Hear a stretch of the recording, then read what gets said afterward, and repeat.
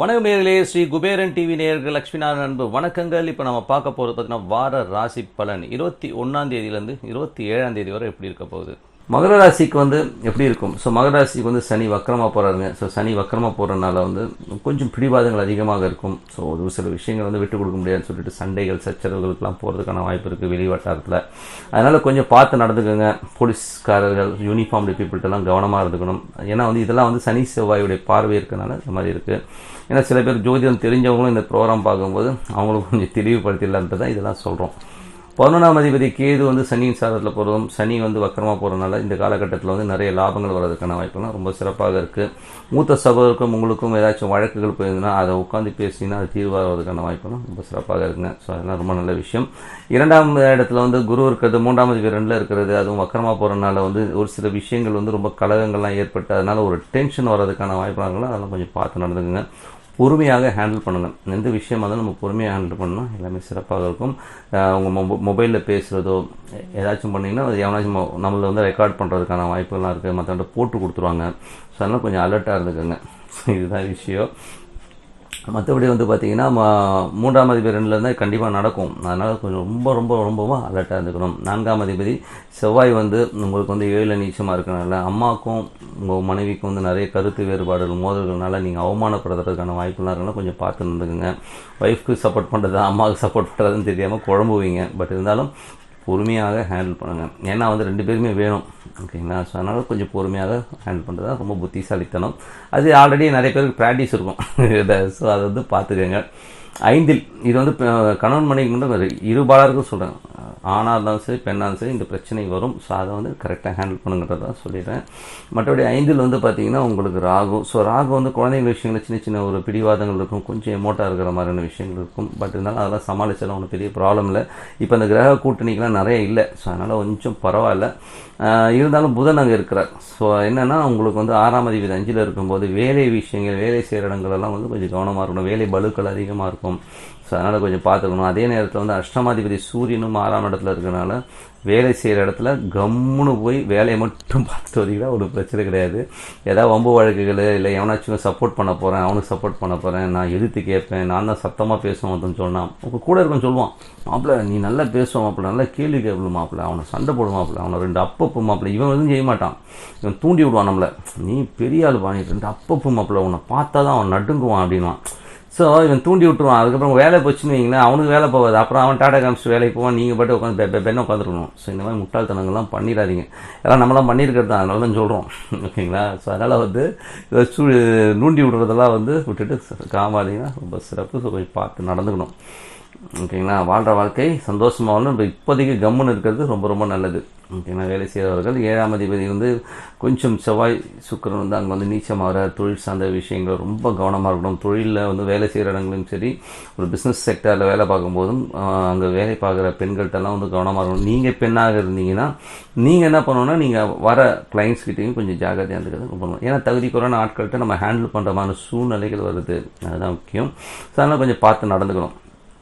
கணவன் மனைவி உறவுலையும் வந்து அதே தான், கொஞ்சம் வந்து வாக்குவாதங்கள், சில விஷயங்கள் வந்து செயல்பாடுகள்லாம் வந்து உங்களுக்கு தப்பாகப்படும். ஸோ என்னடா அது இந்த ஆள் இந்த மாதிரி பண்ணுறானே, இந்த காண்டாமிருகத்தை எனக்கு கட்டி விட்டாங்க அப்படின்னு திட்டிக்கிறதுக்கான வாய்ப்புகள்லாம் இருக்குது. ஸோ அதனால் வந்து 2 பேருமே திட்டிப்பீங்க. ஸோ இருந்தாலும் அதெல்லாம் வந்து கொஞ்சம் அட்ஜஸ்ட் பண்ணி சரி ஓகே வாழ்க்கைங்கிறது வந்து இப்படி தான் இருக்குது. நிறைய பேர் வந்து ஒரு ஈஸியான ஒரு டூல் எடுத்துவாங்க, டைவர்ஸ் பண்ணிடலாம் அப்படின்னு. ஸோ டைவர்ஸுங்கிறது ரொம்ப சின்ன வார்த்தை. நீ வந்து இன்னொருத்த போனால் ஈஸியாக டைவர்ஸ் பண்ணிடுற. இதே உங்கள் அம்மா கூட கருத்து வேறுபாடு அம்மாவை டைவர்ஸாக பண்ண முடியாது. ஆனால் அது இப்பவும் பண்ணிடுறாங்க. கொண்டு போய் முதியோர் இல்லத்தில் விட்டலாம்ல, அதுக்கு எல்லாத்துக்கும் ஒரு ஆப்ஷன் வேறு வச்சுருக்காங்க. ஸோ அதெல்லாம் பண்ணாதீங்க. இது ஒரு சில கர்மாக்கெல்லாம் வரும், அதெல்லாம் அனுபவிச்சு தான் ஆகணும்.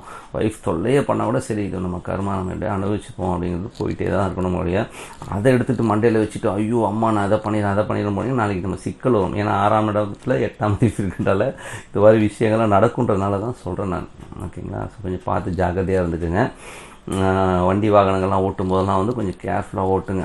ஏன்னா 6ஆம் அதிபதி அங்கே இருக்கும்போது, அதுவும் புதன் வந்து அங்கே இருக்கும்போது, அந்த ராகு இருக்கும்போது வேகமாக வண்டி ஓட்ட தோணும், கரெக்டாக முட்டி மோதுறதுக்கான வாய்ப்பாக இருக்கணும். கொஞ்சம் ஜாக்கிரதையாக இருக்கணும். அதனால் வந்து நான் போய் தகுதி குறைஞ்சி இன்னொருத்தர் கை கட்டி நிற்கணும், இந்த மாதிரி விஷயம்லாம் நடக்கக்கூடாதுன்னா கொஞ்சம் பார்த்து பொறுமையாக போகிறது ரொம்ப ரொம்ப நல்லது.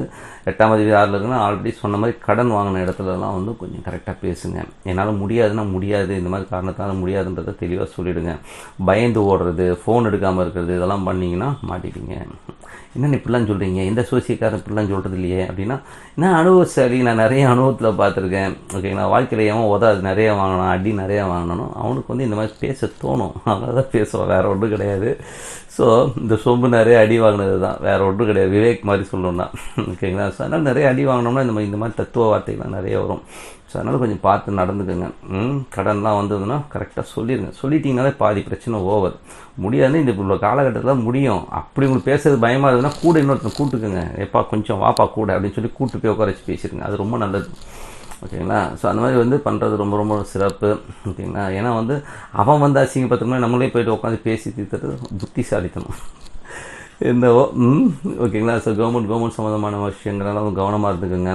ஓகேங்களா. போலீஸ் யூனிஃபார்ம்டு பீப்புள்கிட்டலாம் வந்து ரொம்ப ஜாக்கிரதையாக இருந்துக்கணும். வெளிநாட்டில் இருக்கவங்களாம் கூட ரொம்ப ஜாக்கிரதையாக இருக்கணும். ஸோ கொஞ்சம் பேப்பர்ஸ்லாம் வந்து கொஞ்சம் பர்ஃபெக்டாக வச்சுக்கிறது ரொம்ப ரொம்ப நல்லது. பிஸ்னஸ் செக்டரில் இருக்கவங்களும் வந்து கொஞ்சம் ஜாக்கிரதையாக இருந்துக்குங்க.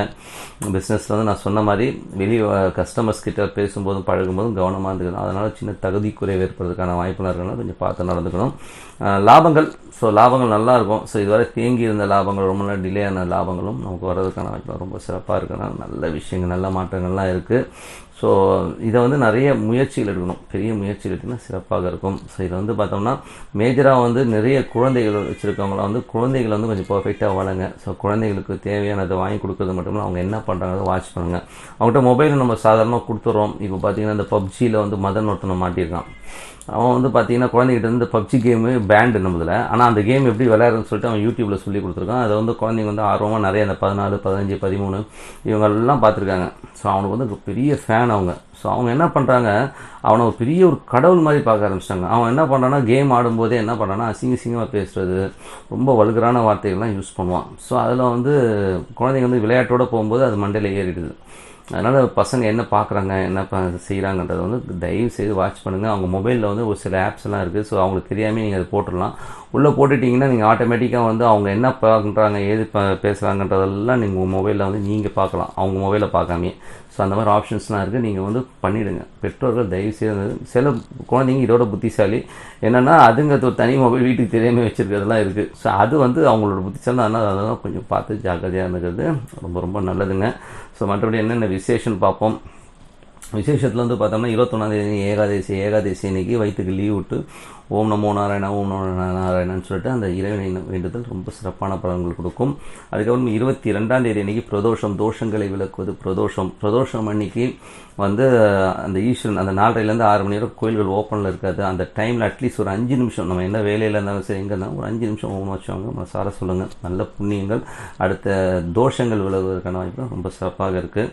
அதுக்கப்புறம் 24ஆம் தேதி அன்றைக்கி பௌர்ணமி அன்றைக்கி வந்து பார்த்திங்கன்னா குலதெய்வ வழிபாடு ரொம்ப சிறப்பு, எல்லை தெய்வ வழிபாடு ரொம்ப சிறப்பு. கோயில்களினாலும் மனதார பிரார்த்தனை பண்ணலாம். அதுக்கப்புறம் பார்த்தோன்னா மெயினான விஷயம் என்னென்னா சித்தர்கள் வழிபாடு. ஏன்னா பௌர்ணமினாலே சித்தருக்கு ரொம்ப சிறப்புங்க. ஸோ அது வந்து குரு கேது ஜாதகத்தில் இருக்கிறதும் சரி, இல்லைன்னா கடன்கள் நிறைய வந்து நான் கடன் தொல்லையில் இருக்கன்றவங்க வந்து அந்த சித்தர் வழிபாடு, சித்தர் சமாதிகளுக்கு சென்று ஒரு 1/2 மணி நேரம் உட்காந்துட்டு வாங்க. இப்போ கோயில்கள் பூட்டி இருக்கிறதுனால நீங்கள் வீட்டில் உட்காந்து பண்ணிக்கலாம். கோயிலில் திறந்ததுக்கப்புறம் நீங்கள் போய் பாருங்கள். இன்னொரு விஷயம் என்ன சொல்கிறேன்னா, நிறைய பேர் வந்து கோயில்களோ சித்தர் சமாதிகளோ சொல்லும்போது இங்கேருந்து ஒரு 5 மணி நேரம் ட்ராவலு, நான் 5 மணி நேரம் அங்கே போய் உட்காந்து அதுக்கப்புறம் வருவேன், அவ்வளோ தூரம்லாம் போகாதீங்க. வீட்டு பக்கத்துலேயே இருக்கும், விசாரிங்க. இன்னைக்கு கூகுளெல்லாம் இருக்குது. நிறைய பேர்கிட்ட விசாரிச்சு உங்கள் வீட்டுக்கு பக்கத்தில் இருக்க கோயில் குருக்கள்கிட்டயே வந்து 2-3 குருக்கள்கிட்ட சொன்னால் யாராச்சும் ஒரு குருக்கள் சொல்லுவாங்க. ஸோ அந்த மாதிரி சமாதிகள், சித்தர்கள் சமாதிகள் இருக்குது. அந்த அவங்களே வந்து அங்கே சமாதி ஆகிருப்பாங்க. ஸோ அந்த மாதிரி சமாதிக்கு போய் வழிபாடு பண்ணுறதுனால இந்த பிரச்சனை வந்து கிளியராக வந்துடலாங்க. அதுக்கப்புறம் 27ஆம் தேதி அன்னைக்கு சங்கடஹர சதுர்த்தி. ஸோ சங்கடஹர சதுர்த்தி அன்னைக்கு வந்து பார்த்திங்கன்னா விநாயகருக்கு ஒன்றும் பிரச்சனை கிடையாதுங்க. எல்லார் வீட்டு முன்னாடி இருக்கார். ஸோ ஒரு அருகம்புல போட்டு வேண்டிக்கிட்டு எல்லாமே சிறப்பான பலன்கள்லாம் கிடைக்கும் சொல்லிட்டு உங்களிடம் இந்த விடைபெறுவது உங்கள் லட்சுமி நாராயணன். நன்றி, வணக்கம். ஸ்ரீ குபேரன் டிவியை பார்த்தமைக்கு நன்றிகள். மேலும் இது போன்ற தகவல்களை தெரிந்து கொள்ள ஸ்ரீ குபேரன் டிவியை சப்ஸ்கிரைப் செய்யுங்கள். மறக்காமல் பெல் ஐக்கானை கிளிக் செய்யுங்கள்.